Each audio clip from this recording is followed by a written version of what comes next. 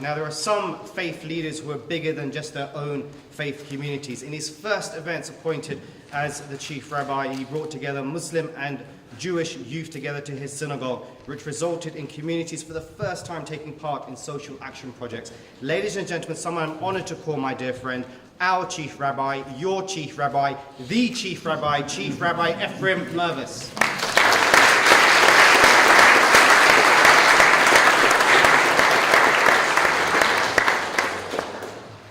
His Eminence Cardinal Nichols, the Mayor of London, Sadiq Khan, ladies and gentlemen, this is such an incredible occasion.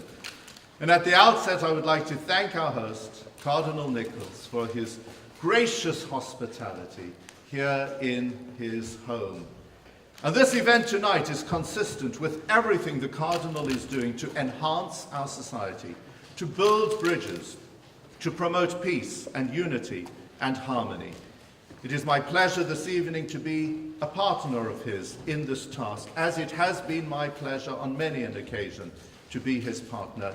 Cardinal, thank you so much for what you are doing to guarantee a great future for our society here in Britain.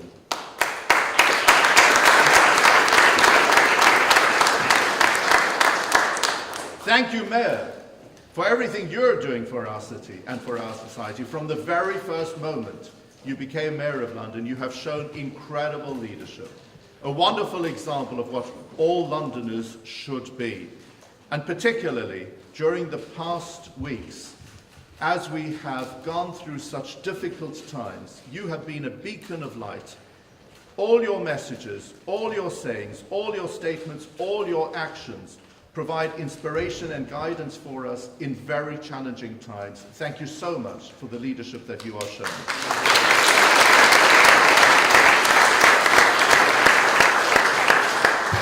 And Harris, you are the epitome of a person who knows how to translate ambitious dreams into incredible reality.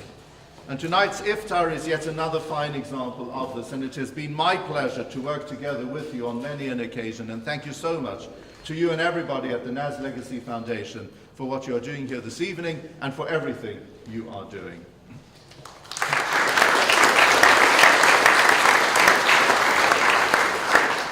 Both within Islam and in Judaism, our calendar is lunar-based. And therefore, as Jews, we can identify with a fast, which essentially is part of a day which goes from evening to evening, as opposed to a day which goes from morning to night. Our days, our Sabbaths, our festivals, like those within the world of Islam, take us from evening to evening. And for both of our faiths, the moon is central to our identity. In Judaism, the message we learn from the moon is as follows. The moon has no original light of its own. Rather, it reflects onto earth the light that it receives from the sun.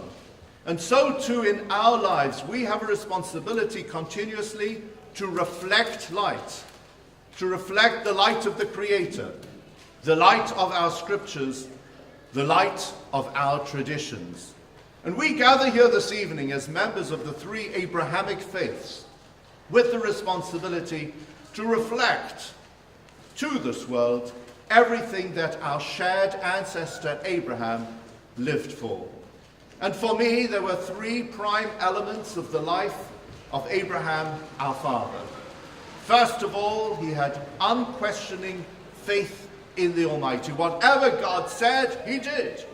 Whether it was to uproot himself from his homeland, from the place in which he was born, to go to the land that God would show him, or even to take his son, his only son, and to sacrifice him.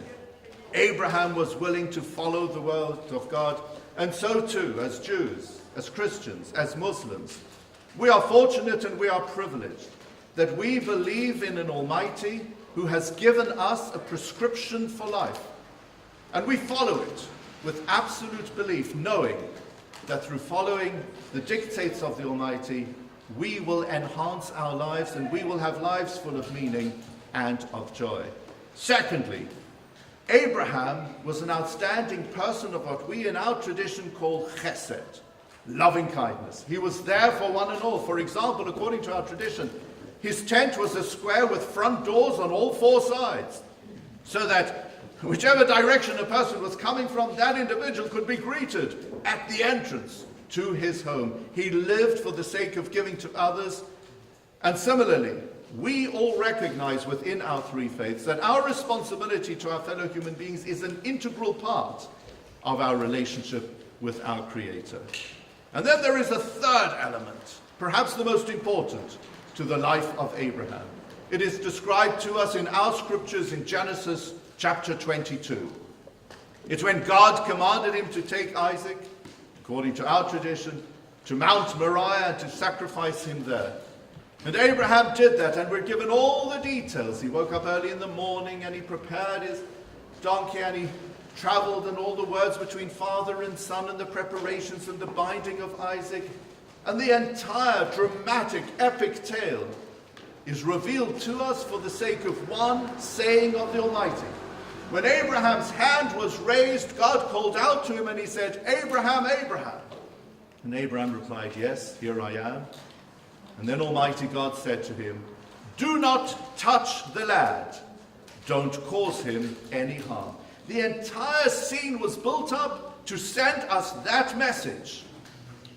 Religion does not include within it harm to other people. And if you presume that causing harm to others is an essential part of your religion, you have got religion seriously wrong. And we gather here today as members of three great faiths, knowing that part of our religious tradition is to enhance life, to be champions of life, to help people to have longer lives, and never, God forbid, to be champions of an end to life in the name of faith, because that cannot be ever called or presumed to be true faith. And I believe that this message is very relevant, obviously, for the times in which we live. And the spirit of this iftar, bringing all of us together in a spirit of unity and togetherness and peace and harmony, is a wonderful statement to our society. This is what we want all of our society to be. And I know that all of you are partners together with us here this evening to issue that call to one and all. Please be like us. Share your lives with others. Respect others for who they are and what they are about. And let us contribute to a future harmonious, peaceful, and hopefully united society here in the United Kingdom. Thank you very much.